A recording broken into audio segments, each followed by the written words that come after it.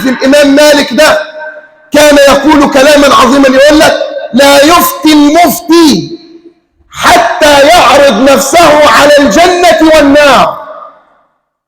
قبل ما يقول إجابة السؤال يعرض نفسه كده، السؤال ده يوديني جنة ولا نار؟ عشان كده حتى الإمام الشافعي وهو من تلاميذ الإمام مالك لما سئل في مسألة ولم يجب فيها، فبيقولوا له يا إمام رحمك الله لماذا لم تجبنا في هذه المسألة أو سكت؟ قال أنتظر حتى أعلم أإجابتي أفضل أم سكوتي. أنت عارف هنا النقطة دي مهمة جدا، وحد الله. الإمام الشافعي عارف الإجابة بس بيشوف هل هنا الإجابة هتنفع ولا هتضر. ما أنت جالك واحد مثلا بيسألك بيقول لك الحكم الشرعي مثلا أبويا اتقتل، فالحكم الشرعي مثلا من قتل يقتل، لكن لها ضوابط ولها نظام، والحاكم هو اللي يرد القصاص دوت، لها طريقة. فأنت هتقول له مثلا طبعا أنت الشيخ بتاعهم مثلا من قتل يقتل، خد الفاس بتاعه وراح ضرب الراجل قتله، يبقى مصيبة كبيرة. عشان كده يقول لك الكلام في دين الله كيف تفهم الدليل وتنزل الدليل في مناط الدليل. ما انت ممكن يكون الدليل صحيح لكن مش وقته، وممكن يكون الدليل صحيح لكن مش مكانه. فلذلك الأئمة دول، انت عارف انا لما اكلمك على مالك اول واحد يعتبر كان في الافتاء رسميا من عهد بعد النبي صلى الله عليه وسلم من الأئمة الذين حضروا الصحابة ولم يحضروا النبي صلى الله عليه وسلم، حتى أن الإمام الشافعي نفسه كان يخشى على نفسه من هذه الإجابات. وكان مالك رحمه الله يقول والله ما أفتيت في دين الله حتى شهد لي 70 من أهل العلم يا مالك أنت تستطيع وتستحق أن تفتي. أنت متخيل؟ وال70 اللي بيشهدوا للإمام مالك دول منهم ناس كتير كانوا عايشين في عصر الصحابة حضروهم، ومنهم ناس كانت عمرت من عهد النبي وحضروه كانوا في عهد مالك. يعني اللي بيشهدوا له مش أي حد، مش جايب احنا زي ما احنا بيقولوا كده بلد شهادات، يعني راح خد الشهادة وجه.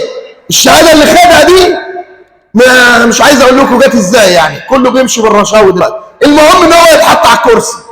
لا، ده كان شهد له 70 واحد من اهل العلم يا مالك انت تستحق ان تفتي في دين الله.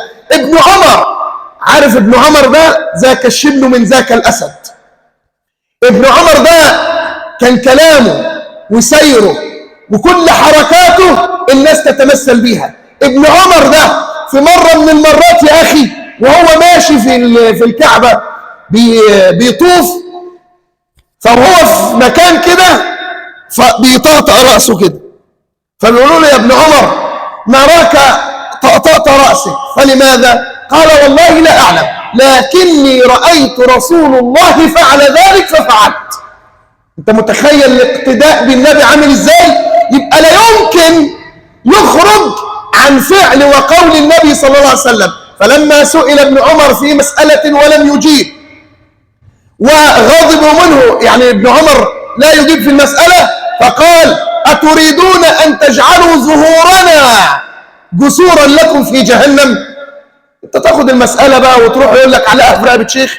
لا، مش علقها في رقبة شيخ، انت برضه ستسأل أمام الله سبحانه وتعالى. ولذلك الإمام ابن مسعود أحد قراء القرآن الأربعة، ابن مسعود الذي كان النبي صلى الله عليه وسلم يستمتع بسماع القرآن منه، ابن مسعود اللي النبي قال عليه إن قدم ابن مسعود في الجنة أثقل من جبل أحد.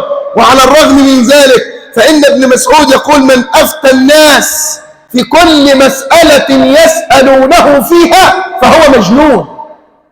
اوعى ترد على كل سؤال وتحس نفسك ان انت خلاص كده عديت باب العلم وبقيت حاجة كبيرة. لذلك ربنا سبحانه وتعالى قال وأن تقولوا على الله ما لا تعلمون. اوعى.